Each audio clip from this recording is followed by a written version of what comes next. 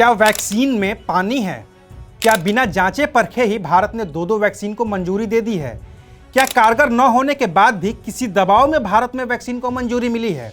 ये सवाल हमारे नहीं हैं, ये सवाल आम आदमी के भी नहीं हैं। ये सवाल हैं वैक्सीन बनाने वाली उन कंपनियों के मालिकों के जिनको भारत में मंजूरी मिली है। नमस्कार, मैं हूं अविनाश और आप देख रहे हैं अनकट। भारत में इमरजेंसी इस्तेमाल के लिए मंजूर भारत बायोटेक की कोवैक्सीन और सीरम इंस्टीट्यूट की कोविशील्ड ने एक दूसरे पर ही सवाल उठा दिए हैं। ऐसे में आम आदमी भरोसा किस पर करे, ये सवाल अब बड़ा हो गया है। इस विवाद की शुरुआत हुई सीरम इंस्टीट्यूट ऑफ इंडिया के सीईओ अदार पूनावाला के एक बयान से। अदार पूनावाला ने 3 जनवरी को दिए गए एक टीवी इंटरव्यू में कहा था कि दुनिया में सिर्फ 3 ही वैक्सीन कोरोना के खिलाफ कारगर हैं। ये हैं फाइजर, मॉडर्ना और ऑक्सफोर्ड एस्ट्राजेनेका। इसके अलावा सभी वैक्सीन सिर्फ पानी की तरह ही सुरक्षित हैं। अभी अदार पूनावाला के इस बयान पर कोई प्रतिक्रिया आती उससे पहले ही एम्स के डायरेक्टर रणदीप गुलेरिया ने कहा कि अगर अचानक से कोरोना का संक्रमण बढ़ता है तो हमें और वैक्सीन की जरूरत पड़ेगी। अचानक से कोरोना संक्रमितों की संख्या में इजाफा होने पर ज़्यादा से ज़्यादा वैक्सीन लगानी पड़ेगी और तब हम भारत बायोटेक की कोवैक्सीन का प्रयोग कर सकते हैं।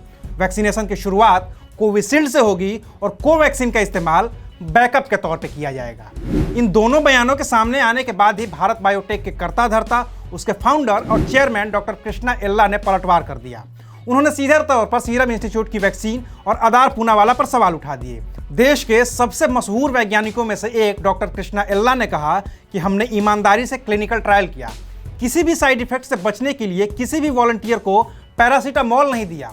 जो भी अच्छा बुरा रिएक्शन सामने आया उसे रियल टाइम में कैप्चर किया, 1200 लोगों का सेफ्टी डाटा दिया और तब जाकर DGCI की ओर से हमें मंजूरी मिली है। इतना करने के बाद भी कुछ कंपनियां हमारी वैक्सीन को पानी की तरह बता रही हैं और मैं इसे सिरे से खारिज करता हूं। डॉक्टर कृष्णा एल्ला यही नहीं रुके।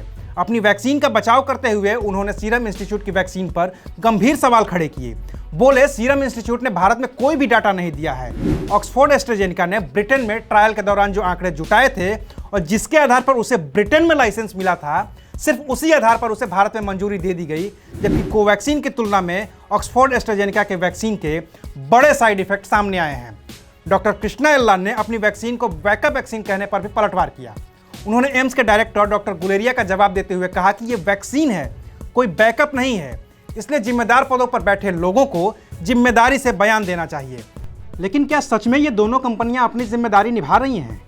क्या सच में ये दोनों कंपनियां अपनी अपनी जिम्मेदारी को मानते हुए, जानते हुए बयान दे रही हैं?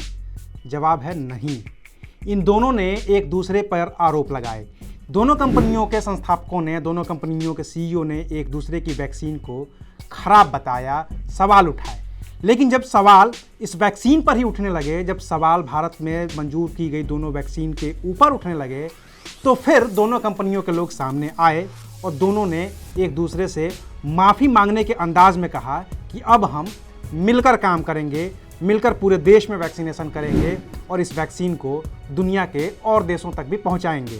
तो इस तरह से दोनों लोगों के बीच पहले मतभेद सामने आए थे और अब दोनों कंपनियों यानी कि कोविशील्ड और कोवैक्सीन के बीच समझौते की सूरत सामने आ गई है। समझौता हो गया है और अब दोनों ही कंपनियां एक दूसरे की वैक्सीन को भी अच्छा बताने लगी हैं। पहले ये लोग सिर्फ अपनी अपनी वैक्सीन को अच्छा बता रहे थे और इसके साथ ही ये जो पूरा विवाद शुरू हुआ था अब लगभग खात्मे की ओर है। और इसके अलावा स्वास्थ्य मंत्रालय की ओर से अब ये कह दिया गया है कि आने वाले कुछ ही दिनों में यहाँ पे वैक्सीनेशन की प्रक्रिया शुरू हो जाएगी।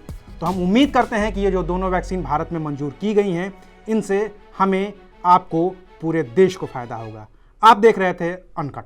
शुक्रिया।